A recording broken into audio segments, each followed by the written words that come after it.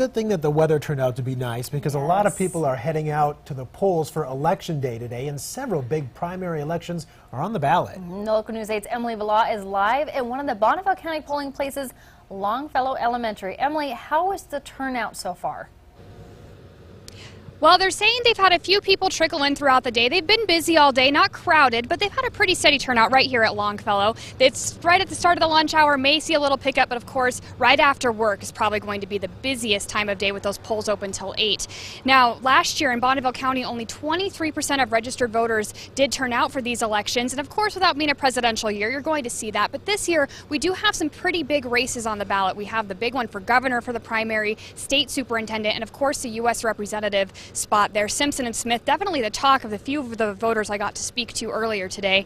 And in Bonneville County, we have those state legislators, district judges. So we'll be following those all throughout the day with those results tonight. And of course, we'll follow the Pocatello non-discrimination ordinance as well as the school levy elections judges all throughout the district. So reporting now live in Bonneville County, I'm Emily Villar. I'll send it back over to you, Jen.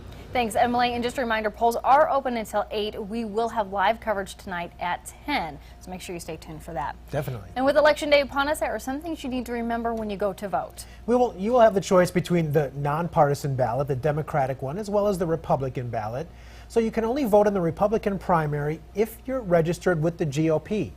You can register as a Republican at the polls if you're currently not registered with another party, and then if you choose, you can unaffiliate later. In Pocatello, the referendum to repeal the non-discrimination ordinance is a closely watched item on the nonpartisan ballot. Now, you'll be looking at, or I guess we don't actually have that. We do. There we go.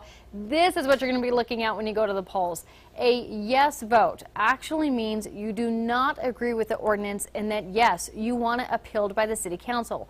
A no vote means you want the non-discrimination ordinance to stay in effect as it currently is. The ordinance forbids discrimination against a person based on their sexual orientation and gender identity or expression. It applies to housing, employment, and public accommodations.